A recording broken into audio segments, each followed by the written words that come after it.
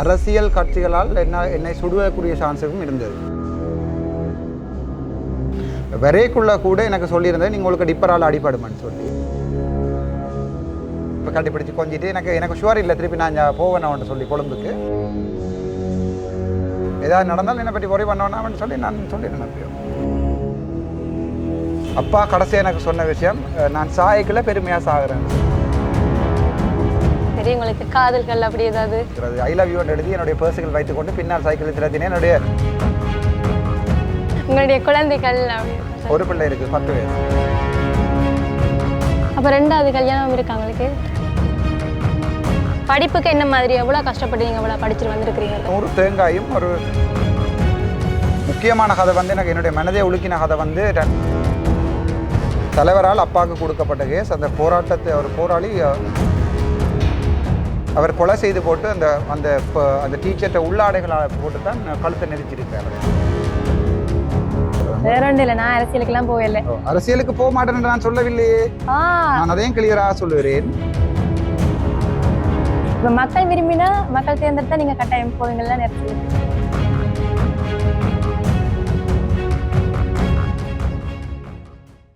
சும்மா ஒரு ட்ரிப் நேயர்கள் அனைவருக்கும் வணக்கம். மீண்டும் உங்களை ஒரு அழகான வித்தியாசமான காணொலி மூலம் சந்திக்கிறதுல மிக்க மகிழ்ச்சி. இன்றைய காணொலி பார்த்தீங்க அப்படின்னா வைத்தியர் அர்ச்சனா அவர்களுடைய தான் இருக்க போகுது. இப்போ என்ன விஷயம்னா, யாழ்ப்பாணத்தில், அது யாழ்ப்பாணம்னு சொல்லலாது, எல்லா இடமே ஒரு பேசுபொருளாக இருக்கக்கூடியதான் வைத்தியர் அர்ச்சனா அவர்கள். அப்போ அவருடைய இன்றைய காணொலி தொடங்க போகுது. என்ன மாதிரி இருக்க போகுது, ஏனென்றா நிறைய பேருக்கு நிறைய விதமான கேள்விகள் இருக்குது. அவர் எங்கேருந்து வந்திருக்கிறார், என்னத்துக்காக இது செய்யறார் அப்படின்னு நிறைய கேள்விகள் இருக்கும். அதெல்லாமே எங்களுடைய காணொலியில இன்றைக்கு நீங்க பார்க்க போறீங்க. வைத்தியர் எங்களுக்காக காத்து கொண்டிருக்கிற, வாங்க எப்படி இருக்கு அப்படின்றது பார்ப்போம். வணக்கம் வைத்தியர் அர்ச்சனா அவர்கள். உங்களை பற்றி ஒரு அறிமுகம் சொல்றீங்களா? நான் அதை கும்மன்னு தான் முகத்தை வச்சிருக்கணும்னு ஆசைப்படுறேன். ஏனென்றால் சில மீடியாக்கள் வந்து நான் அந்த டிவி கொடுத்ததை வச்சுக்கொண்டு இவருக்கு மனநோயோன்னு சொல்லி எழுதினாக்கள் என்ன ஒரு ட்ரெப் பண்ணிட்டேன். இந்த ஃபர்ஸ்ட் டைம் வந்து எனக்கு அது தெரியாது. டிவின்றது ஒரு அரசியல் கட்சியினுடைய இதண்டு எனக்கு தெரியாது. நான் ஒரு தூயவனாக தான் அங்கே போனான். அது எனக்கு அதில் ட்ராப் பண்ணப்பட்டது, எனக்கு அது பிரச்சனை இல்லை. நான் doctor Ramanathan Archana, medical superintendent, base hospital, Chavakachcheri. அவ்வளோதான். சரி, இப்போ என்ன சொல்லணும்? இல்லை, நான் கேட்குறேன், நீங்கள் சொல்லுங்கள். இப்போ என்னென்னா, நீங்கள் எல்லா காணொலியிலுமே சொல்லியிருக்கீங்க என்னென்னா, எனக்கு அப்பா தான், அப்பாவை பற்றி தான் எல்லாமே நிறைய விஷயங்கள் சொல்லியிருக்கிறீங்க. உங்களுக்கு எவ்வளோ அளவுக்கு பிடிக்கும் அப்பாவே? 100 வீதம் கேட்டிங்கன்னா நான் 1000 வீதம் பிடிக்கும். Okay okay. இப்போ அர்ச்சனா அப்படின்றதான் இப்போ எல்லாருக்குமே தெரியும். இப்போ உங்களுடைய பின்னணிகள் என்ன மாதிரின்றது எல்லாருக்குமே தெரியாது. என்ன நிறைய பேர் தெரிஞ்சுக்கொள்ள ஆசைப்படுறேன். இப்போ உங்களுக்குன்ற நிறைய ஃபேன் பேஜ் எல்லாம் இருக்கணும். அப்போ அவியலுக்கு சொல்கிறீங்களா, நீங்கள் என்ன மாதிரி படிப்புகள் எல்லாம் என்ன மாதிரி இருந்தது உங்களுக்கு? அதுகள் நான் ஜாழ்ப்பாணத்தில் பிறந்த 86ஆம் ஆண்டு. ஃபஸ்ட்டாக படித்தது ஃபுல்லாக சொல்கிறேன்னா மத்தியானத்தில் போகுமே நான் தெரியும். எவ்வளோ உங்களுக்கு வீடியோ தேவையாண்டு. அது பிறகு ரோமன் கத்தோலிக்க பாடசாலை பெரியவளானில் நர்சரிக்கு போயிட்டு, அது பிறகு ஆண்டு 1-2 வந்து இதுக்கு சங்கான சவிப்பிரகாசில் படிச்சினான். அது பிறகு மகாஜனா காலேஜ் ஆண்டு 5 வரைக்கும் ஸ்காலர்ஷிப்பில் பாஸ் பண்ணி ஜெஃப்னா ஹிந்து காலேஜில் வந்து ஆண்டு 6லேருந்து 7 வரைக்கும் போய் பேராதன பல்கலைக்கழகத்தில் வந்து யூனிவர்சிட்டி ஆஃப் பேராதன டென்டல் சயின்சஸில் வந்து 2007-8 இருந்துட்டு ஆகஸ்ட் 23 இங்கே மெடிக்கல் ஃபேக்கல்ட்டி வந்து 2015 வரைக்கும் படிச்சுட்டு ஃபர்ஸ்ட் அப்பாயின்மெண்ட் வந்து கழுகோயில் ஹாஸ்பிட்டலில், அதுக்கப்புறம் திருப்பி சாவச்சேரியில் செகண்ட் அப்பாயின்மெண்ட், அதுக்கப்புறம் பேராதனையோட 3வது அப்பாயின்மெண்ட், அதுக்கப்புறம் அட்மினிஸ்ட்ரேஷன் எக்ஸாம் பாஸ் பண்ணி அதுக்கப்புறம் அது administration first appointment Chavakachcheri base hospital. சரி, இப்போ நீங்கள் வைத்தியத்துறைக்கு வந்திருக்கிறீங்களானே, இது உங்களுடைய அப்பாவுடைய ஆசையா என்ன மாதிரியா இருக்கும் சொல்கிறீங்களா? இப்போ டென்டலில் இருந்து மெடிசனுக்கு போவான்ட்டு அப்பாட்ட கேட்டு நான் 2023 அப்பா சொன்ன விஷயம், அங்கே பரம்பரையில் ஒரு MBBS டாக்டர்ஸும் இல்லை. PhD முடித்தால் இருக்கு. நம்மளோட பெரியப்பா வந்து சிங்கமண்ட கேள்விப்பட்டீங்களோ தெரியாது, அவர் ஒலிம்பிக்கில் முதலாக போனவர். அவர் வந்து PhD முடிச்சிருந்தவர். ஆனால் MBBS டாக்டர்ஸும் இல்லை. நான் என்றால் அவர்கிட்ட ரெக்கார்ட் பண்ணுறதுக்காண்டி MBBSம் வச்சுக்கொண்டு லோயும் செய்யணும், லோவும் செய்து கொண்டிருக்கிறேன். DBA PhDயும் செய்ய போகிறேன். அதோட 2 மாஸ்டர் செய்யிருக்கேன். சொல்கிறேன்டா சொல்லிக்கொண்டே போடுவாங்க. Okay okay. யூனிவர்சிட்டிலாம் படிச்சிருக்கீங்க, அங்கே என்ன மாதிரி நீங்கள் இப்படி தான் ஃபன்னாக இருப்பீங்களா என்ன மாதிரி? அதான் அந்த பார்த்த சாரதின்னு சொல்லி அன்னவரும் என் ஃபேஸ்புக்கில் எழுதியிருக்கார். அவர் என்னோட கேப்டன். நான் வந்து பாஸ்பால் விளையாடிக்கல, நாங்கள் பாசமோன் மச்சுக்கு போய்க்கல என்றாலும் இந்த பஸ்ஸில் வந்து நான் ஏற மாட்டேன்னு சொன்னால் நாங்கள் போய்க்கலேன்னு சிரிச்சு கொண்டு தான் போகிறோம், நாங்கள் விரைக்கலேன்னு சிரிச்சு கொண்டு தான் பாருனாங்க. இங்கே போய் மச்சு நாளைக்கு வெளியே போகிறோம்னா 12 மணி வரைக்கும் காய்ச்சி கொண்டே இருக்கிறாங்க. அப்போ சார் வந்து பேசுவார், மச்சண்டா படுங்கடா நாளைக்கு, அப்போ தான் எழும்பி விளையாடலாம்ட்டு அப்போவும் சிரிச்சு போட்டு தான் படுப்பாங்க. அப்படிப்பட்டு தான் அப்படி இருந்த உடனே அதான் அண்ணா எழுதியிருக்கார் வடிவா, பூவாக தான் அவனை எனக்கு தெரியும், இப்போ புயலாக மாற்றி விட்டாருன்ட்டு. அது உண்மையாகவே அண்ணாண்ட மனசில் இருந்து வந்திருக்குன்னு நினைக்கிறேன். அவர் ஹீஸ் இன்ஜினியர், பேரா பாஸ் அவுட். அவைக்கு தெரியும் நான் அவ்வளோ சாஃப்டான ஆளுண்டு. சில பேருக்கு தெரியும் நான் அவ்வளோ ஹார்டான ஆள். ஓகே, உங்களோட பழகினாங்களுக்கு மட்டும்தான் தெரியும் உங்களை பற்றி. சரி, நீங்கள் யாரோட ஃபேன் இருக்கா சொல்கிறீங்களா? நான் வந்து சைமன் சினெக்ன்ற ஃபேன். சைமன் சினெக்ன்றது நீங்கள் தான் தேடி படிக்கணும், அதை படிக்கணும், எல்லா இளைஞர்களையும் படிக்கணும். சைமன் சினெக்ன்ற ஒரு மோட்டிவேஷனல் ஸ்பீச், லீடர்ஷிப் சம்மந்தமாக ஒரு மோட்டிவேஷனல் ஸ்பீச். அவர் வந்து யூடியூப்பில் அந்த சைமன் சினெக்ன்ற வீடியோஸ் இருக்குது. நான் அது காரில் போய்க்கிலேயே கேட்டுக்கொண்டே போகிறேன். நான் எல்லா இடம் படுக்கைக்குள்ளேயும் சைமன் சினெக்ன்ற வீடியோ. அதாவது லீடர்ஷிப் பண்ணால் என்ன, அதாவது வந்து எங்களுடைய தலைவருக்குன்ற ஒரு லீடர்ஷிப் உங்களுக்கு தெரியாது. நீங்கள் தெரியாமல் பிறந்த நீங்கள் 2002 உங்களுக்கு 8 வயசு தலைவர் சாய்க்கில்ல. அந்த லீடர்ஷிப் பண்ணுறது சம்மந்தமாக என்னென்னு சைமன் சினெக்ன்ற வீடியோ இருக்குது, அதை பாருங்கோ. இப்போ அர்ச்சனா அப்படின்றது உங்களுடைய ஒரிஜினல் பேர் தானே? இப்போ இது யார் வச்சது உங்களுக்கு? என்ன மாதிரி 4 பேரும் சேர்ந்து ரொம்ப அப்பா வந்து என்ன பேர் வைக்கிறேன் அவங்க அர்ச்சனாண்டு வேப்பம் வந்து வச்சது. அந்த மாதிரி 4 பேர், நாங்கள் பஞ்சபாண்டவர்கள் வீட்டில் 5 பாய்ஸ். அதில் நான் கடைசியாக போய் எல்லாருமா சேர்ந்து அர்ச்சனாண்டு வச்சது. அவங்களோட பேர்கள் இருக்க சொல்கிறேன். ராஜராஜன், ரகுராமன், ராமகிருஷ்ணா, கண்ணா, அர்ச்சனா. கடைசியாக அந்த இது அர்ச்சனா. Okay okay. இப்போ உங்களோட வீட்டில் என்ன மாதிரி நீங்கள் செல்லமா இல்லை? நான் செல்லமான்றதை விட வடிவாக சொல்கிறதா இருந்தால், நான் வந்து இவங்களை அடிச்சிட்டாங்கன்னா உடனே அழுகுறையில் வெயிட் பண்ணி கொண்டு வந்துட்டு அப்பா வரைக்கும் தான் அழுகுறேன். அப்போ உங்களுக்கு விளங்கிடு. அட அப்பா பிள்ளை படிங்க, அம்மா பிள்ளையா? அதை சொல்கிறேன்னு சொன்னால், வடிவாக சொல்கிறேன்னு சொன்னால், அப்பா கடைசியாக எனக்கு சொன்ன விஷயம், நான் சாய்க்குள்ள பெருமையாக சாகிறேன்னு சொல்லி 2009ஆம் ஆண்டு போனவர். இப்போ தாய்க்குள்ள நான் பெருமையாக சாகிறேன், நீ ஒரு மெடிசனை ஒரு டாக்டரை உருவாக்கிட்டேன்னு சொல்லி இப்போ இருந்திருந்தால் அப்பா பயங்கர சந்தோஷப்பட்டிருப்பார். எனக்கு இந்த இப்படியான நேரங்களில் வந்து அப்பா இருந்திருந்தால் அட்வைஸ் சொல்லியிருப்பார் என்று சரியான கவலை. Okay okay. சரி, இப்போ உங்களோட வைத்தியத்துறையை தாண்டி இப்போ உங்களுடைய ஏதாவது யூனிவர்சிட்டிலையா எங்கேயும் சரி உங்களுக்கு காதல்கள் அப்படி ஏதாவது?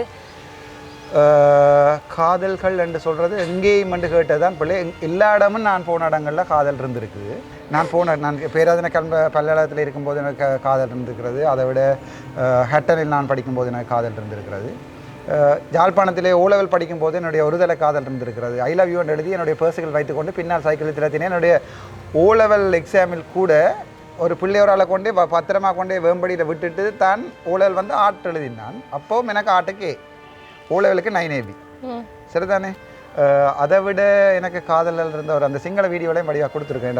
சொல்கிறேன்னு துணிஞ்சவனுக்கு என்ன சொல்கிறேன், சாகரத்து துணிஞ்சவனுக்கு தூசன துரும்பன் ஏதோ ஒன்று அப்படி இருக்குது. மன்மதனாக இருந்திருக்கிறீங்க அந்த காலத்தில்? அப்படியா? அப்படின்றதை விட மன்மதனாக இருந்தன்ற விட அப்படி மன்மதலியிலேன்றதை மாறி மாறி வேறு வேறையாக கதைக்கலாமாங்க. பக்கத்து வீட்டுக்காரன் வைஃபோட கதைச்சாலும் அது மன்மதலி தானே. அப்படியாண்டு இல்லை, கனவேரை காதலிக்கிறேன். நான் ஒரு நேரத்தில் 2 பேரை காதலித்தில்லை. ஒரு நாள் ஒவ்வொரு வடிவான பிள்ளைகளையும் பார்க்கலே நான் யோசிக்கிறது வாவோட நாங்கள் ஒரு நல்ல ரூபம் நடத்திடலாமான்னு யோசிக்கிறது. ஒரு 6 மாதம் ஒரு that's a difference between Jaffna and Europe countries. சரி, எத்தனை லவ் இருக்கா சொல்லலாமா? எண்ணிலாது உண்மையாக இப்போ அவசரத்துக்கு எண்ணிலாது. எண்ணி வரமாட்டா ஃபோனில் சொல்கிறேன். இப்போ எல்லாருமே யோசிக்கணும், அட எங்கிட்ட அர்ச்சனா சருக்குள்ள இவ்வளோ இருக்குதா அப்படின்னு யோசிக்கணும். ஏன்னா எல்லாருமே இப்போ அரசியல் சம்பந்தமாக தான். சாதாரண மனிதன் தானே. வடிவான பிள்ளையை கண்டால் அந்த பிள்ளையை திரும்பி பார்ப்பது என்னோட வழக்கம். இல்லை இவர் கெட்டவர், இவர் கடவுளுக்கு சமன், நாங்கள்லாம் பார்க்குறேன் என்ற புள்ளிங்கோல் இப்போ ஓடி அறிவினா உங்களோட வீடியோக்குள்ள அதை நீங்கள் பார்க்கலாம். இப்போ உங்களுடைய ஃபேஸ்புக் பக்கத்தில் பார்த்தீங்க அப்படின்னா உங்களுடைய நண்பர்கள் எல்லாருமே பகிர்ந்திருந்த நீங்கள் இப்போ அவையில் என்ன மாதிரி இப்போ நீங்கள் இப்படி ஒரு விஷயம் செய்கிறீங்களா அவங்க எல்லாமே உங்களுக்கு என்ன மாதிரி சப்போர்ட் பண்ணுறாங்க? உண்மையை சொல்கிறேன்னா 2005 பட்ச் அங்கே மெடிக்கல் சாரி எங்களுடைய இந்த இதில் எங்களோட ஜெஃப்னா ஹிந்து காலேஜில் ஃபஸ்ட்டாக தே ஸ்டார்டட் ஹெல்ப். அவள் தான் முதலாக ஹெல்ப் பண்ண வழிக்கிட்டு. நான் ஆடிட்டர்ஸ் கேதீஸ்வரன்ட்டு வந்து கேட்டேன். நான் இந்த ஹாஸ்பிட்டலுக்கு பெயிண்ட் அது அந்த சார்ஜ் முன் பில்டிங்காவது பெயிண்ட் அடிப்பேன் மட்டும் காசு தர மாட்டேன்ட்டார். அதுக்கப்புறம் அவங்க தாங்களாகவே காசு சேர்த்து 6,69,000 இருக்குது. எனக்கு ஞாபகம் இல்லை. மிஸ்டர் சஞ்சுதான் சொல்லி இன்ஜினியர் ஒரு ஆள் காசு சேர்த்தபடி அப்படியே இருக்குது ஹாஸ்பிட்டலுக்கு பெயிண்ட் அடிக்கிறதுக்கு. இப்போ சொல்லியிருக்கிறேன், அந்த காசை இனி வார டாக்டர் அஜீவிட்ட கொடுத்துட்டோம்னா அவர் என்ன செய்கிறான்னு தெரியாது. அதெல்லாம் ரிட்டர்ன் பண்ணுங்க, இல்லை இருந்து தந்தாங்க ரிட்டர்ன் பண்ண சொல்லியிருக்கேன். அதில் ஃபுல் டீட்டெயில் மிஸ்டர் சஞ்சுவன்ட்ட கேட்டார் இன்ஜினியர். அதில் எங்களோட ஸ்கூல் பாய்ஸ்ட்ட கேட்டாமல் அதில் ஒரு சதவீதம் நான் வேண்டவும் இல்லை. அப்படியே இருக்குது, அது சேர்த்தபடி அப்படியே இருக்குது சஞ்சுவன். சரி, இப்போ உங்களுடைய திருமணம் அவர்களா சேர்த்தது நானா கேட்குறேன். சரி, உங்களுடைய திருமணம் பற்றி எங்களுக்கு இருக்கா சொல்கிறீங்களா? என்ன கேட்க போகிறீங்க? உங்களுடைய குழந்தைகள் அப்படி இருக்கா? ஒரு பிள்ளை இருக்குது, 10 வயசு. ஓகே, எங்க அவரை பற்றி இருக்கா சொல்லுங்களேன். அவர் வந்து இப்போ குழம்புல இருக்கிறார். என்னோட முதல் வைஃபோட குழம்புல இருக்கிறார். அப்போ 2வது கல்யாணம் இருக்காங்களுக்கு?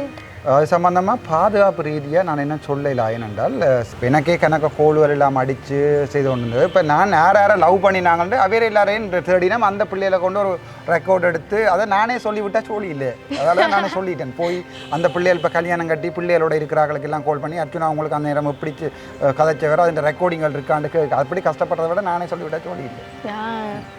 சரி, இப்போ உங்களுடைய மகனை என்னவா ஆக்கணும்ன்றது உங்களுடைய கனவா இருக்குது? என்னாகவே ஆக்கணும்னு ஆசைப்படுறேன். இப்போ அவருடைய ஒரு ஆசை இருக்குன்னு தானே, நான் இதுவா வரணும், அப்பா மாதிரி வரணும், இல்லை ஒரு இன்ஜினியராக வரணும், அப்படி ஏதாவது ஆசைகள் உங்களுக்கு நம்ம சொல்லியிருக்கிறாரா? இல்லை, அவர் வந்து ஒரு ட்ரெயின் என்றால் பைத்தியம். நான் கிட்டத்தட்ட ஒரு 26 லட்சம் ரூபாய்க்கு ட்ரெயின் டாய்ஸ் வேண்டி கொடுத்துருக்கிறேன். நான் உழைத்த காசிலேயே 26 லட்சம் ரூபாய்க்கு இது வரைக்கும் அவருக்கு ட்ரெயின் டாய்ஸ் வேணுமென்று சொல்லி தோமஸ் அண்ட் ஃப்ரெண்ட்ஸ்ன்னு சொல்லி வேணுமெண்டு அது வேணுமெண்டு எல்லாம் யூஎஸ்ஏலேருந்து ஈபேயிலே ஓட பண்ணி கொடுத்துருக்குறேன். இப்போ கேட்டால் கூட கிட்டடியில் கூட சிங்கப்பூரில் இருந்து ஒரு 75,000 ரூபாய். என்னோட சாப்பிட காசு இல்லாலும் மகனோட ஆசை என்றால் நான் சின்னல இருக்கைக்குள்ள எங்களுக்கு அந்த உங்களுக்கு அது தெரியாது, தேங்காய் சிரட்டை அதில் சமைப்போம். அதாவது கீரைன்னு சொல்லி இலையை வச்சு சமைப்போம். அது சமைக்க முடிய கொண்டு போய் அவங்களுக்கு கொடுப்போம். அவ்வளோதான் எங்கள் ரெஸ்போ இருந்தது. அது அப்பா எனக்கு வேண்டி தந்தது வந்து ஒரு டென்னிஸ் பால் மட்டும்தான். அதான் இந்த வாழ்க்கையில் அப்போ எனக்கு வேண்டி தந்த டோய். அப்போ நான் ஜோதிச்சுன்னா நாங்கள் அவ்வளோ கஷ்டப்பட்டு இருக்க ஒன்றும் வேண்டி தெரியல. அப்போ என் பிள்ளைக்கெல்லாம் வேண்டி கொடுக்கணும். அவருக்கு ஒரு வடிவாக சொல்கிறேன்டா ஒரு ட்ரெயின் இன்ஜினியராக வரணும்னு சொல்லி ஆசை. இப்போ நீங்கள் அவனோட போய் ஒரு யூடியூப் வீடியோ எடுத்திங்கன்னா என்ன ஃபேமஸ் ஆகிடுவேன். அவன் ட்ரெயினுடைய பார்ட்ஸுகள் என்ன அது எல்லாமே சொல்லுவான். கிட்டடியில் வந்து ஒரு சான்ஸ் ஒன்று கிடச்சது. யாழ்தேவியில் இருந்து வர ட்ரெயின் பாக்ஸுக்குள்ளே எங்களுக்கு இருக்கிறதுக்கு டிரைவர் சொல்லமுன்னா இது பிரேக் அது என்று சொல்லி அவனை 8 வயசு பிள்ளை சொன்னவன். என்றால் வந்து யூடியூப்லேயே தான் யூடியூப்பை சரியாக பாய்க்கலாம் பிள்ளையாக பாய்க்கலாம். நான் அவருக்குரிய எல்லா இது அக்சஸும் கொடுத்துருக்குறேன். பட் அது டிவியில் தான் யூடியூப் பார்க்கலாம். அவங்க டெவலப்பில் உங்களுக்கு தெரியும், நான் டிவியில் கனெக்ட் பண்ணி அவங்கள்ட்ட இருக்குது, டிவிலாம் பார்க்கலாம். நானும் பார்த்து கொண்டிருப்பேன். என்னடா அவங்க பார்க்குறாய்ண்டா அப்பா ஒன்றும் இல்லைன்னு சொல்லிட்டாண்டா எனக்கு விளங்கி ஏதோ பார்க்குறான். சரி, அதை ஆட்டோமேட்டிக்காக வேறு தானே. பட் அவருக்கு தெரியும் முக்கியமான விஷயங்களை மட்டும் தான் பார்க்கணும். வேர்ல்டு வாரை பற்றி அவன் சொல்லுவான், அல்லது நீங்கள் என்ன கேட்டாலும் சொல்லுவான். சில நேரத்தில் என்னோட படித்த ஒரு அண்ணா ஒரு ஆள் இருக்கிறார். அவர் ஏர்ஃபோர்ஸில் இருந்தவர். அவர் வந்து ஃப்ளைட்டு அதை பற்றி கேட்கலாம். ஃப்ளைட் பார்ட்ஸ், ஃப்ளைட் சாம்ப், அதுக்கு என்னென்ன இன்ஸ்ட்ருமெண்ட் இருக்குன்னு சொல்லி கூட அவன் சொல்லுவான். இப்போ நீங்கள் சொல்லும்போதே சொல்லியிருந்தீங்க, நான் அவ்வளோ கஷ்டப்பட்டு தான் நிதான் நாங்களா அப்பா இவ்வளோ கஷ்டத்தில் எனக்கு தண்டை ரெண்டு. இப்போ படிப்புக்கு என்ன மாதிரி எவ்வளோ கஷ்டப்பட்டு நீங்கள் இவ்வளோ படிச்சுட்டு வந்திருக்கிறீங்க? வடிவாக சொல்கிறதா இருந்தால் 2005 எக்ஸாம் எடுக்கல வந்து பாட்டு இது பூட்டிட்டேன். என்ன சார் பூட்டிட்டு பாதை பூட்டிட்டு. அப்போ உங்களுக்கு எத்தனை வயசு? சரி, உங்களுக்கு தெரியாது. இந்த ஏன் கேட்குறேன்னு சொன்னால் அந்த அடிவாட் நேரம் உங்களுக்கு ஞாபகம் இருக்கான்னு சொல்லி அப்போ என்னோட கிடந்தது 100 தேங்காயும் அது வந்து கர்ஜின்னு சொல்லி அவரோட அப்பா அம்மா தான் என்ன கூட்டிக் கொண்டே சாப்பாடு அந்த வந்து நேரம். அம்மாக்கள் கிளம்பிச்சிட மாட்டிட்டோம். அண்ணா வீட்டை போக எனக்கு விருப்பம் இல்லை. கர்ஜின்ற வீட்டில் அவன் அம்மா அப்பா தான் முன்னேற சாப்பாடு தந்தது. 100 தேங்காயும் ஒரு கொக்கோ கோலா போட்டுட்டு தான் இருந்தது. அந்த 100 தேங்காயை விற்று 10,000 ரூபாய்க்கு விற்று அந்த காசோட 2 புத்தக பைகளோட தான் ஷிப்பில் போய் வவுனியாவில் இறங்கி ட்ரிங்கோவில் இறங்கி வவுனியா வந்து ஹெட்டன் போய் அது உங்களோட மெட்ட வீடியோவில் ஃபுல் டீட்டெயிலாக சொல்லியிருக்கேன். நான் இவ்வளோ கஷ்டத்தில் மத்தியில் தான் இப்போ ஒரு வைத்தியரை வந்திருக்கிறீங்க. கஷ்டம்னு சொல்கிறத விட எங்களுக்கு 120 பஸ்ஸும் ஒரு காலத்தில் இருந்தது. எங்கள்கிட்ட 120 பஸ், 4 தியேட்டரும் இருந்தது. என்ஓபி பஸ் கம்பெனி என்று சொல்கிறது வந்து நீங்கள் இப்போ வேசபோனாங்கள்ட்ட கேட்ட தெரியும். அதுக்கப்புறம் சிடிபி வந்தது. 1966 சிடிபி வந்தது. என்ஓபியை வேண்டி தான் சிடிபி வந்தது. அங்கே இருந்து நாங்கள் போராட்டத்தால் இங்கே கீழே வந்துட்டோம். அதாவது நான் இப்போவும் யோசிக்கிறேன், என்னோட அப்பா வந்து ஹோட்டல் ஜெர்மனியில் இருந்தவர் ஹோட்டல் டீ வழி ஒன்று சொல்லி நான் ஒரு இது பேட்ஸ் உள்ள ஒரு ஹோட்டல் டீ வழி நீங்கள் இதிலே மடிச்சு பார்க்கலாம் நெட்டில் அதுண்ட மேனேஜராக இருந்தவர். அப்பா வந்து தமிழுக்காண்டி சாவணும்னு சொல்லி போட்டு திருப்பி விட்டுட்டு வந்தவர். 83 போய் 85 திருப்பி வந்தவர். அப்போ ஒரு போராளியாக இருந்திருக்கிறாரு. போராளி இல்லை, நடேசனுக்கு அடுத்ததாக இருந்தது. சரி, ஓகே. இப்போ அப்பா சொல்லுவார் தானே இங்கே இப்படியெல்லாம் நடந்தது, சுவாரஸ்யமான கதைகள் எல்லாம் சொல்லுவேன். அதில் உங்களுக்கு சொல்லியிருக்கிறாரு நிறைய கதைகள். முக்கியமான கதை வந்து எனக்கு என்னுடைய மனதை உலுக்கின கதை வந்து 2001 வந்து ஒரு ரேப் கேஸ் சம்பந்தமான கதை. அது வந்து ஒரு போராளி அது உண்மை கதையை பற்றி போராளியில் தமிழ் என்ன நோக்கி சுடுவி நம்ம படம் இருந்து மல்டிபர்ல அடிப்பினா எல்லாரும் திரும்பி அது அப்பா பிடித்த கேஸ், தலைவரால் அப்பாவுக்கு கொடுக்கப்பட்ட கேஸ். அந்த போராட்டத்தை ஒரு போராளி, மிக முதிர்ந்த போராளி ஒரு ஆள், ஒரு டீச்சர் ஒரு ஆளை கொண்டு போய் ரேப் பண்ணியிருந்தவர் முல்லைத்தீவு காட்டுக்குள்ள. அது அந்த கதையை நான் அப்பாவுடன் திரும்ப கேட்பது உண்டு. உங்களுக்கு நல்ல பாயிண்ட் ஒன்று வந்திருக்கு, உங்கள் யூடியூப் நல்லா ஓடுமேனி திரும்ப கேட்பதுண்டு. அப்போ தான் எப்படி போனான். அப்போ அப்பாவுக்கு வந்து அவரை கொடுத்துருந்தவர் ராமநாதன். என்னென்றாலும் உம்மா வழியாக வரணும், சனம் குழம்பிட்டு புதுக்குடியிருப்பு இல்லையான்னு சொல்லி புதுக்குடியிருப்பாக்களுக்கு அந்த ரேப் கதை தெரியும். அப்போ அவர் என்னென்ன அப்பா அடிக்கிற ஒளி, அதாவது வந்து ஐக்யூஸுக்கு அப்பா அடிக்கிற ஒளி வந்து கேகால குவார்ட்டர்ஸில் வந்து சொல்லுவாங்க ராமநாதன் அடிக்க தொடங்கிட்டு போகிறதுன்னு சொல்லி அந்தளவுக்கு காலில் குதியில் அடிக்கிறத வந்து பிரபஞ்சமாக்கினவர் வந்து அப்பா.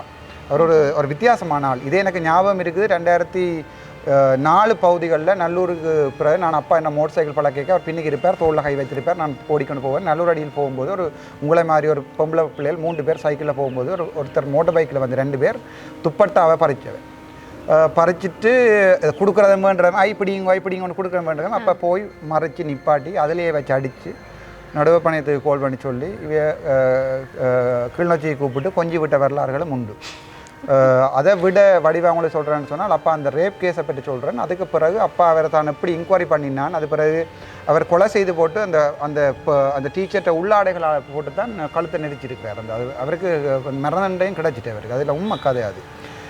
அப்போ உள்ளாடையெல்லாம் கழுத்தை போட்டு நெரிச்சிருக்கிறார். நெரிச்சிட்டு பேர்ஸ் தோடு காப்பதில் கொண்டு ஒரு பெனையில் வச்சுருந்துருக்கிறார். அதுக்கு பிறகு அப்பா அதை தான் அப்பா ரிஸ்க் எடுத்து தான் என்னென்றால் இது பிசைட் என்றால் இப்படி பெரிய ஒரு போராளின்ற பெரிய ஒரு ஆளுக்கு அடித்ததுக்கு அப்பாவோட உயிர் போயிடும். சரிதானே? அப்போ அப்பாட்ட கொடுத்த தலைவரால் அப்பாவுக்கு கொடுக்கப்பட்ட பணி உண்மையை சொல்லி கொண்டு போய் சரி நான் உனக்கு ஒன்றும் செய்ய மாட்டேன்னு உன்னை காப்பாற்றுவேன்னு சொல்லி கூட்டி கொண்டு போய் அந்த பனையிலேருந்து ஆதார பொருட்கள் எடுத்த பிறகு 100% குற்றவாளிகள்னு சொல்லி இதுக்கப்பட்டு அவர்களுக்கு நெத்திவடி விழுந்த வரலாறுகளும் உண்டு. அதை கேட்கும்போது நான் அதால் தான் இப்போ எனக்கு ஒரு பயமும் இல்லை. எனக்கு அந்த துணிச்சல்ன்றது அப்பாண்ட கதைகளையும் அம்மாண்ட கதைகளையும் கேட்டு தான் நான் வளர்ந்தேன். சின்னல்ல அம்மா கல்படிக்கிறது, இப்போ ஒரு பிள்ளைகளும் ஃபோனை தாங்கன்னு தான் படிக்கிறது, சின்னல்ல ஃபோன் ஒன்றும் இல்லை தானே. அப்போ நான் அம்மாடம் போய் எந்த நேரம் கதை கேட்பேன். கதை சொல்லு அந்த மனுஷி வாயெல்லாம் முளைஞ்சு கிடச்சியா நித்திர மாதிரி நடிக்கைகளையும் தட்டி எழுதி கதை சொல்கிறேன். இப்போ இந்த பழைய கதையை திருப்பி இந்த கதை ஏற்கனவே சொல்லி போட்டேனே புது கதை சொல்கிறேன்னு சொல்லி அப்படி கதை கேட்டு வளர்ந்தவன். அது அப்துல் கலாம் சொல்லியிருக்கார், குழந்தைகளுக்கு வந்து கதைகளை சொல்லுங்க. அப்போ தான் நம்மளோட கற்பனை திறன் விரிவடையும். அம்மாவும் அப்பாவும் செதுக்கினது தான் இன்றைக்கு உங்களோட ரெண்டு காய்ச்சி கொண்டிருக்கு. ஓகே. இப்போ எல்லாத்துலேயுமே அப்பான்னு தான் சொல்கிறீங்க. இப்போ சமூக வலைத்தளங்களில் உங்களோட அப்பாண்ட நிறைய முகங்கள், நிறைய இவர் தான் அப்பான்னு நிறைய முகங்கள் காட்டுறாங்க. வேலையாளர்களுக்கு தெரியும். ஓகே, அவருடைய ஃபோட்டோ ஏதாவது இருக்கா உங்கள்கிட்ட? இப்போ இருக்கிற ஃபோட்டோக்கள் வந்து அண்ணா வந்து ஷேர் பண்ணியிருக்கிற எல்லாம் உங்களுடைய போராளிகள உடுப்பில் இருக்கிறதா வந்து காவல்துறையின் உடுப்பில் இருக்கிறதான் இருக்குது. அது தவிர அப்பாவும் அண்ணாவும் இருக்கிற ஒரு ஃபோட்டோ இருக்குது என்னோட இந்த ஃபேஸ்புக்கில் இருக்குது, நீங்கள் பார்க்கலாம். இந்த ப்ரொஃபைல் பிக்சருக்குள்ள போய் பார்த்தீங்கன்னா இருக்கும். இதுதான் சாகரத்துக்கு முதல் இருந்த ஃபோட்டோ அப்பாவும் அண்ணாவும். எங்களுடைய அண்ணா கூட சிறந்த காவல்துறையாளர்னு சொல்லி தரவற்ற கையால் பரிசு வேண்டினார். அப்போ நீ மாற்றி அப்பாவை போட வேண்டாம். இல்லை வேறு எங்கேயும் போட்டுக்கணும் அப்பா பற்றி. அதான் வேறு இந்த இப்படி ஒரு ஃபோட்டோவும் போட்டு அது கீழேயும் வேறு ஒரு 2 ஃபோட்டோ போட்டு இதான் அப்பா அப்படின்னு போட்டிருக்கணும். இப்போ என்ன விஷயம் அப்படின்னா, இப்போ ஒரு விஷயம் நீங்கள் செய்கிறீங்களானே இப்படி, அதாவது முன்னுக்கு நின்று ஒரு தனி மனிதராக செய்து கொண்டிருக்கிறீங்க. இப்படி எவ்வளோ தான் செய்தாலும் பின்னுக்கு ஒரு குடும்பம் என்று இருக்குதானே. இப்போ உங்களுக்கு பிள்ளைகள் எல்லாம் இருக்குது, அவையில நீங்கள் யோசிச்சு பார்க்கலையா? கடைசியாக நான் வரும்போது அந்த பாட்டு கொண்டு போட்டுக்கொண்டு எல்லாம் வந்து நீங்கள் பார்க்கல. அது வந்து எனக்கு மற்றவர்களுக்கு வந்து அதாவது சினிமா பாணியில் வந்து ஏதாவது சும்மா ஒரு ஜோக்காக இருக்கலாம். அது நான் கதை கேட்க நான் பாட்டு என்னையே நான் உற்சாகப்படுத்தி கொண்டு வந்தேன் என்றால் எனக்கு அவ்வளோ ஒரு ஸ்ட்ரெஸ் இருந்தது. சில பல அரசியல் கட்சிகளால் என்னை சுடுவக்கூடிய சான்ஸும் இருந்தது. நான் கொழும்பு நிற்கும்போது எனக்கு சிஐடியினர் அழைப்பு ஏற்படுத்தி உங்களுக்கு உயிர் ஆபத்து இருக்கிறது, அதனால் இருக்கிற இடத்தை தெரிவிக்க வேணாம்னு சொன்னால தான் நான் 2 நாள் எங்கே இருந்தேன்னு சொல்லல.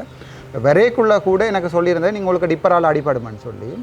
அப்போ அதால் தான் நான் அந்த வீடியோக்கள் எடுத்து வந்து கொண்டிருக்கிறேன்னு சொல்லி போட்டு கொண்டு நான் முதலாவது. அப்போ ஒரு சின்ன ஒரு இது ஒன்று இருந்தது. பட் என்ன கேள்வி கேட்டனையும் இப்படி போடுறதால இப்போ உங்களோட குடும்பத்துக்கு அதாவது நான் வரைக்குள்ள வந்து போய் மகனை வந்து கட்டிப்பிடிச்சு கொஞ்சிட்டு அவனுக்கு தெரியாது. அவன் கேட்டு அப்போ அவன் கேட்குறான் இந்த யூடியூப்பை இன்னும் நீங்கள் ஷேர் பண்ணலே என்று சொல்லி அங்கே இருக்கேன். அவருடைய விழாவும் வேறு.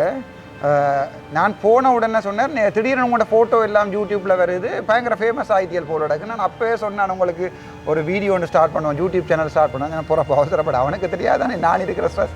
அப்போ அவசரப்படாத கடைசியாக கட்டிப்பிடிச்சின்னு நான் கட்டிப்பிடிச்சு கொஞ்சிட்டு எனக்கு ஷுவர் இல்லை திருப்பி நான் போவேன் சொல்லி கொழும்புக்கு.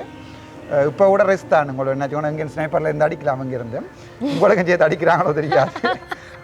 அப்போ கூட நான் கட்டிப்பிடிச்சு கொஞ்சிட்டு வந்தேன். பட் நான் ஒரு விஷயத்தை தெளிவாக இருக்கிறேன்.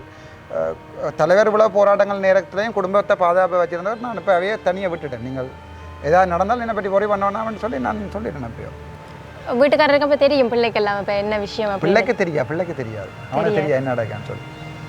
ஓகே. இப்போ உங்களுடைய பள்ளி காலங்கள் என்ன மாதிரி? அங்கேயும் இப்படி தான் சேட்டை பிடிச்சால் மாதிரி இருப்பீங்களா என்ன மாதிரி? பள்ளி எங்கே போனாலும் ஏதாவது எனக்கு அந்த அப்பா அந்த கதை என்ன எனக்கு சில நேரங்கள் யோசிக்கிறது என்ன இப்படியாக மாற்றிட்டணும்னு சொல்லி. இப்போ அதால் தான் 1-2 பேர் வேணும் ஒரு கிறுக்கன்னு சொல்லி ஃபேஸ்புக்கில் எழுதி கொண்டிருக்கணும். ஏனென்றால் எனக்கு அந்த ஏதாவது ஒன்று நடந்தால் உடனே எனக்கு அதை கேள்வி கேட்குற பழக்கம் முந்தி இருந்தது. இவன் லெக்சர்ஸில் இருக்க கூட படிப்பிக்கிறது உண்டு, நேச்சுரலாக நடக்கிறது உண்டு. இப்போ உதாரணத்தை பாருங்க கல்லறையில் எங்களுக்கு பிடிக்கலாமல் இருக்குது. அப்போ நான் சார்கிட்ட கேட்டேன், எங்களோட ஃபார்மர் டிஜி ஒரு ஆள் ஆர்மி கொமாண்டர் நேவி கொமாண்டர். அப்போ அவர்கிட்ட சார்கிட்ட கேட்டேன், சார் இவ்வளோத்தையும் படிப்பிச்சு எஸ்ஏல எழுதுகிறோம், பட் அங்கே நடக்கிறது வேறு. அப்போ அவர் சொன்னார் எனக்கு உலகத்தை இது மாற்றலும் பட் உன்னால் அது செய்யணும்னு நினைக்கிறேன்னு சொன்னார். அப்போ நான் லிஃப்ட்டில் வரைக்கும் சொன்னார் I sent something in you you will do something good to the public and அப்படி 2-3 பேர் எனக்கு தந்த ஊக்கம் தான். ஓகே, இப்போ மக்கள் எல்லாருமே உங்களை ஒரு ஹீரோவாக பார்க்குறாங்க, கடவுள் அப்படின்னு பார்க்குறாங்க. நான் எடுத்த வேலையை நான் செய்யணும், அதாவது பின்னுக்கு பேக் பண்ணக்கூடாதுன்ற ஒரு இது எனக்கு இருக்குது எப்போவுமே. இப்போ கூட ரோட்டில் சுடுபட்டு செத்தா கூட வரலாறாக போயிடுவோமேன்ற ஒரு துணிவிருக்கே ஒழிய, இப்போ எந்த பிள்ளை வந்து யோசிப்பான் இது எந்த அப்பா இப்படி ஒரு காலத்தில் இருந்தவர் துணிஞ்சவர்னு சொல்லி. அதில் நான் பிள்ளை வளர்த்த வந்து சரியாக வித்தியாசம் சொன்னால் நான் தனியாக தான் பிள்ளையை வளர்த்தேன். நான் 3 வயசுலேருந்து 10 வயசு வரைக்கும் அவனுக்கு சாப்பாடு கொடுத்து எனக்கு அம்மா அப்பா இல்லை, நான் தான் பிள்ளையை வளர்த்தினான். அப்போ நான் யோசிக்கிறது வந்து அவன் வளர்ந்தா பிறகு கூட என்னுடைய அப்பா வேறென்று சொல்வதில் பெருமைப்படுவான்னு நினைக்கிறேன் என்று தான் நான் நினைக்கிறேன். இப்போ உங்களுடைய மக்கள் ஆதரவு என்ன மாதிரி இருக்குது? ஏண்டா இப்போவும் நிறைய பேர் உங்களுக்காக துணிஞ்சு எல்லாருமே வாரணும். ஏண்டா உங்களுடைய சமூக வலைதளங்களை நீங்கள் போடுற காணொலியிலும் சரி, நீங்கள் வரக்கூடிய மாதிரி இருந்தாலும் சரி, எல்லாத்துலேயுமே மக்களுடைய ஆதரவு உங்களுக்கு இருக்குது. இது எப்போவுமே இருக்கும் அப்படின்னு நம்புறீங்களா? இப்போ வேணுமெண்டா ஒரு யூடியூப் லைவ் ஒன்று போய் பார்க்கலாம், அதையும் போடுறான்னு எல்லாம் நினைக்கிறேன். அதில் பார்க்கலாம் எத்தனை பேர் இதை அறிக்கிறோம்னு சொல்லி, எத்தனை பேர் பார்க்கணும், எத்தனை பேர் செய்யணும்னு பார்க்கலாம். இப்போ நீங்கள் அதாவது இப்போ நாங்கள் சோசியல் மீடியாவை பயன்படுத்தும் போது நல்ல விதமாக பயன்படுத்தினா அது நல்லது. இப்போ அது எல்லாருமே நல்ல விதமாக பயன்படுத்த மாட்டோம், கெட்டதாகவும் பயன்படுத்தினோம். ஆனால் நீங்கள் நல்ல விதமாக பயன்படுத்தியிருக்கிறீங்க, அதால் இவ்வளோ தூரத்துக்கு வந்திருக்கணும். அப்போ நீங்கள் செய்ததுக்கு பிறகு இன்னொரு வைத்தியரும் இப்படி செய்து நீங்கள் ஷேர் பண்ணியிருக்கீங்க ஃபேஸ்புக்கில்.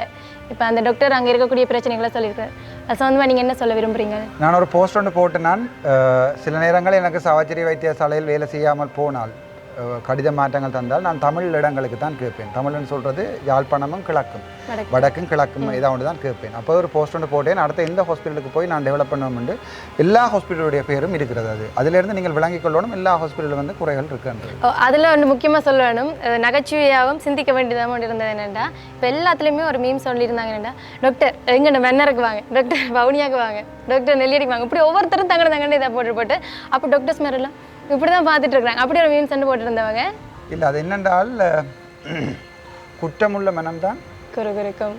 அது கூட நான் அதை பற்றி சொல்லலை. என்ன அதோட மற்றது ஏதோ ஒன்று இருக்கிறபடியாக தான் அந்த சனம் போடுது, மீம்ஸ் ஆக்குது. உங்களுக்கு விளங்குதாம்மா? இப்போ சும்மா ஒசாமா பின் லேடனை பற்றி நாங்கள் மீம்ஸ் போட்டால் ஒரு 20 லைக்ஸ் மேக்ஸிமம் வந்து இல்லை.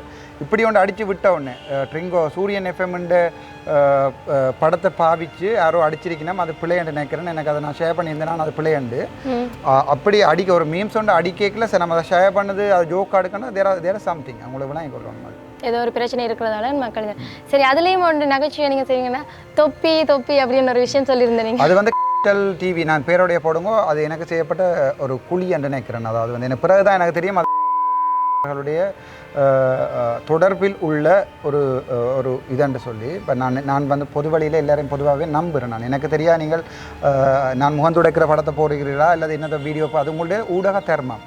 இப்போ அங்கேயும் போய்க்கலாம் அவன் எனக்கு சொன்னது இந்த ப்ரோக்ராம் ரீச் ஆக வேணும் என்றது தான் நான் அப்போ நான் அதனால தான் நான் அது ஒரு ஜோக்கா எனக்கு ப்ரொஃபஷனலாக செய்கிறேன்னா நம்ம டாக்டர் எனக்கு ப்ரொஃபஷனலாக அவங்களோட டோக்கு அடிக்கலும் எனக்கு அப்படி செய்யணுமெண்டு இப்போ எனக்கு ரீச் ஆகணுமென்று கேட்டபடியாக நான் அதை செய்தேன். நான் அதையும் அவர்கள் பிளான் பண்ணி தான் செய்கிறார்கள்னு சொல்லி இப்போ தான் எனக்கு விளங்கி கொண்டது. இப்போ எல்லா இடமுமே சொல்லிக்கணும் என்னென்னா, டாக்டருக்கு என்ன தோணுதோ அதை கதைக்கிறார், வாய் தானவருக்கு என்றா எல்லாமே என்னென்ன தோணுதோ எல்லாத்தையுமே மீடியாவுக்கு முன்னுக்கு சொல்கிறார் அப்படின்னு ஒரு கருத்து வந்திருக்குது. அதை பற்றி நீங்கள் என்ன சொல்ல விரும்புகிறீங்க? நான் சொல்கிறது பிழை இல்லாத வரைக்கும் எல்லாம் சொல்லலாம்னு நினைக்கிறேன். இப்போ நான் சொல்கிறதால உங்களுக்கு அது பாதிக்கப்படுது, நீங்கள் ஒரு அப்பாவி என்று சொன்னால் அதுக்குரிய சட்ட நடவடிக்கையை நானே எடுத்துக்கொள்கிறேன், எனக்கு நானே எடுத்துக்கொள்கிறேன். அது என்னென்னா ஓட்டவாய் அப்படின்றெல்லாம் நிறைய இப்படித்தான். நீங்கள் எல்லாரையும் சந்தோஷப்படுத்தணும் என்றால் நீங்கள் இன்றையிலிருந்து ஒரு லேடிஸ் பைக்கில் ஐஸ்கிரீம் வில்லுங்கோ, உங்களை யூடியூப் பயங்கரமாக போகும். அதாவது இங்கிலீஷில் அதை சொல்லுவார்கள், if you want to make everybody happy you have to sell ice cream. எனக்கு எல்லாரையுமே திருப்திப்படுத்த வேண்டிய தேவையில்லை. எங்களுடைய சமூகத்தை எடுத்து பார்த்தால் 0 இருந்து 100 வரைக்கும் புத்தி உள்ள ஆக்கள் இருக்கிறார்கள். இந்த மைனஸில் உள்ளவர்கள் அடிக்கிற அதை உங்களுக்கு நான் சொல்கிறேன் ஒரு ஸ்கேல் என்று சொல்லுவேன், 0 to 100 ஒரு ஆளுடைய ஐக்யூவை பார்ப்பேன். இவை வந்து மைனஸில் இருக்கிறார்கள் அடிக்கிற கொமெண்ட்ஸுகளுக்கும் அதை பதில் சொல்ல வேண்டிய கடமை. இப்போ சொல்ல கனவே சொல்லி நம்ம அந்த 100ல் இருக்கிறார்கள் இன்டலெக்சுவல் பீப்புள்னு சொல்லினோம். அவள் சொன்னால் முதல்ல கொமெண்ட் பண்ணாதீங்கோ, வேறு ரிப்ளை என்ன கண்டால் சும்மா கை இருக்கிறே இல்லை. பட் எனக்கு சில நேரம் கவலையானு சொன்னால் இப்படியான ஆக்களை எல்லாம் அவங்க சமூகத்தில் உருவாக்கி வச்சிருக்கிறோம் தானேன்னு சொல்லி. சரி, இப்போ உங்களுக்கு என்னென்று டாக்டர் வந்தது, அதாவது இவ்வளோ நாளும் இருந்திருக்கிறீங்க வைத்தியத்துறையில், என்னென்று இதை இப்போ போடணும் அப்படின்ற ஒரு எண்ணம் வந்தது? போடும்போது நீங்கள் நினைச்சீங்களா இவ்வளோத்துக்கு ரீச் ஆகுமா என்ன மாதிரி என்னது? உண்மையாக சொல்கிறேன்டால் நான் வந்து ஹாஸ்பிட்டலில் நடக்கிற டெவலப்மெண்ட்டுகளை தான் 1 2 3 டேஸ் என்று எழுதி கொண்டு இருந்தேன். ஓகே. அதுக்கு பிறகு first live video second 3 live video வந்தது. இந்த பிரச்சனையை ஸ்டார்ட் பண்ணினா அப்புறம் இவர்கள் ஓடி போய் ஆர்டிஹெச்எஸ் ஆஃபீஸில் இருந்து எனக்கு எதிராக ஊடகங்கள் எல்லாத்தையும் கூப்பிட்டு ஊடக இதுகள் பேப்பர்கள் எழுதி வாசித்த பிறகு தான் நான் லைவ் போக வேண்டி வந்தது. அதாவது வந்து நீங்கள் என்னை துவக்கால் சுடுகிறீர்கள் என்றால் நான் தடியோடு வந்து அடிக்கல. நான் வந்து இப்போ ஆர்பிஜி எடுத்தால் தான் வேணும். அதாவது மீடியா நான் ஒரு மீடியாவையும் இன்றைக்கு கூப்பிட்டு செய்யவில்லை. இது இந்த ப்ரோக்ராம் செய்கிற உங்களுக்கே தெரியும். நான் உங்களுக்கு கால் பண்ணி நான் வரப்போகிறேன்னு சொன்னதில்லை ஒரு நாள். என்னோட ஊடகம் உண்டு இப்போ 3 நாளாக கேட்டுக்கொண்டிருக்கேன். இப்போ நான் அவருக்கு ஒரு பயஸ் செய்திடும் என்ற வழியாக தான் நான் கால் பண்ணி சொன்னேன். நான் உங்கள்கிட்டையும் வாரேன்னு சொல்லி யூடியூபர்ஸுக்கு சொன்ன விஷயம். நான் அன்றைக்கு 3 நாளும் சாப்பிடாமல் இருந்து ஒரு மிக்சர் பேக்கெட் ஃபோட்டோ தரேன். அதை கிடந்து எடுத்து நான் அங்கே அதுக்கும் தண்ணியோட தான் இந்த 3 நாள் பேஷன்ஸ் பார்த்து நான் அம்மா அப்போ கூட இவங்க ஓடிடுவாங்க படியல் அண்ணா ஒரு 5 நிமிஷம் வந்து 37 நிமிஷம் நான் கொடுத்துருக்குறேன் வீடியோ.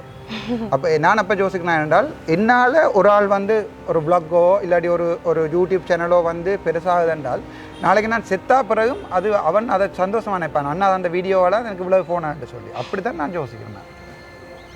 இப்போ உங்களுக்கு நிறைய பாதிப்புகள் வரும் அப்படின்னு நம்புறீங்களா நீங்கள்? இப்போ பெரிய பாதிப்புன்றது நான் கேட்குற முழுக்க நிறைய சின்ன அந்த என்ன தொட்டு அடிக்கிறேன்னு சொல்லுவேன், நினச்சி அடிக்கிறேன்னு சொல்லுவாங்க. அப்படி இல்லாமல் தலையிலேயே சுடுங்கன்றதான் நான் கேட்குறேன். சரி, இப்போ கடைசி அவங்கள்ட்ட ஒரு கேள்வி கேட்குறேன்னா, இப்போ நீங்கள் ஜனாதிபதி தேர்தல் வரப்போது தானே, இப்போ அதுக்காகத்தான் இது எல்லாமே நீங்கள் சொல்கிறீங்களா அப்படின்னு நிறைய கருத்துக்கள் வந்திருக்கு. நீங்கள் தேர்தலில் நிற்க போகிறீங்களா இல்லை உங்களுக்கு அப்படி அதாவது இருக்குதா அப்படி என்ன வந்து?